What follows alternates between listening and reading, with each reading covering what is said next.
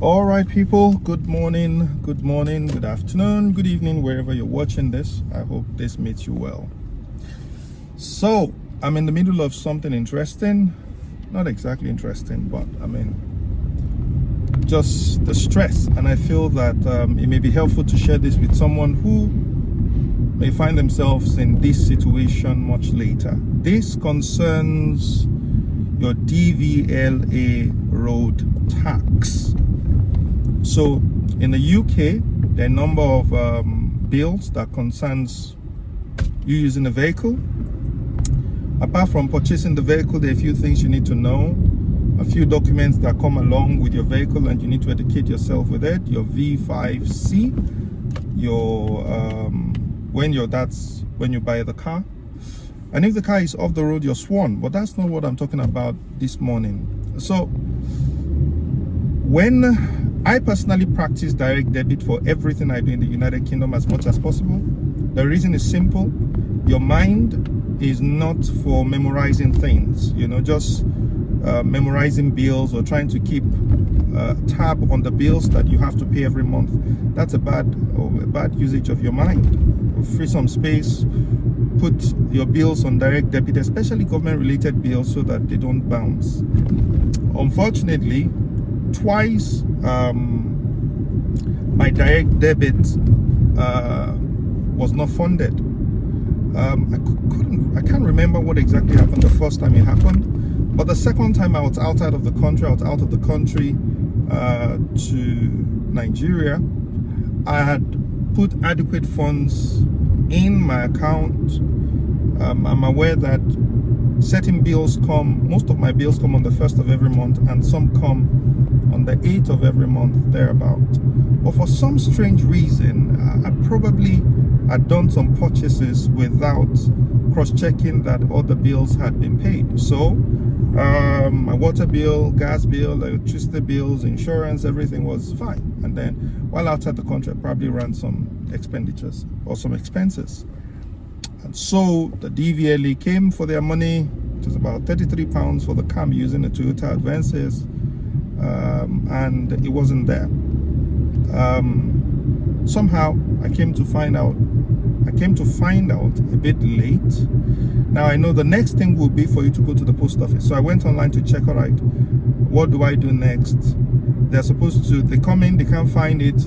They will come 4 days afterwards. If it is not there, then they cancel the direct debit from their end. Now, if you're using your mobile app, you'll still see that there is still history of your direct debits there, and in your mobile app you'll still be asking if you want to cancel the direct debit. But you know what, that's all fluff.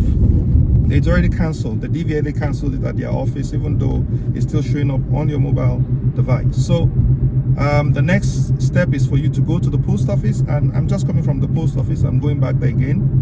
When you get to the post office, you are expected to come with your logbook, your car logbook, and I wasn't with my car logbook, or you come with your V5C. I don't have any of those because at the time I bought it, I applied for it, but the DVLA did not send it. So, but when buying another car, the seller of the vehicle will usually give you certain documents. So they give you the new keeper's details. So you have something like this, all right? The green leaf. Now that green leaf has its own place of being sent to the DVLA, so this green leaf, okay? The green leaf will contain the details of the new keeper. In case you don't have your V5, you're supposed to go to the post office with your V5. If you don't have your V5, then the green leaf, which indicates that ownership of the vehicle has been transferred to you, is what you go to the post office with. Without that, the post office cannot set up a new direct debit if you are still qualified for direct debit, because after 2 attempts you disqualify yourself from direct debit, and that is where I found myself right now.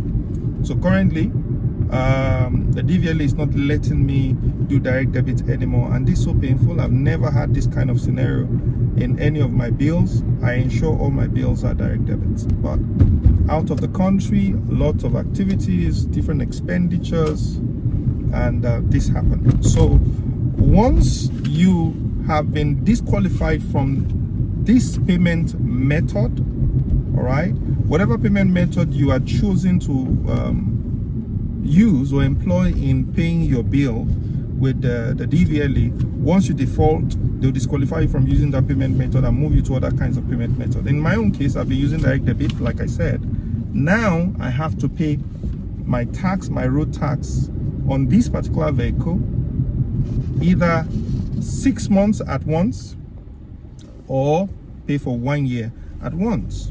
And honestly, in retrospect, I think that's just what I'm going to start doing now. I'll put my road tax, it will be every 6 months. I pay for 6 months. 6 months, about £300. 1 year, £600. That's not much for me. I mean, for me, it's not much. I just pay that off, and then I know that that's off my back. So this is it. All right. This goes to the post office with you.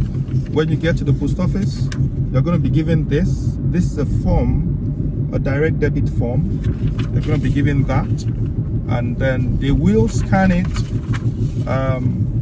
The details they need aren't much: your name, your phone number, the chassis number of the car, which you will usually find beside your door.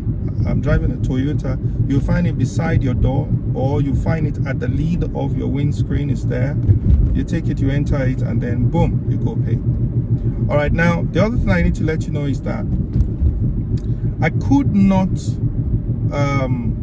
pay cash also. The post office man insists that for me to make payments, it would require, they wouldn't allow me to do contactless. So which means, again, if you find yourself in this dilemma, contactless is not an option for you.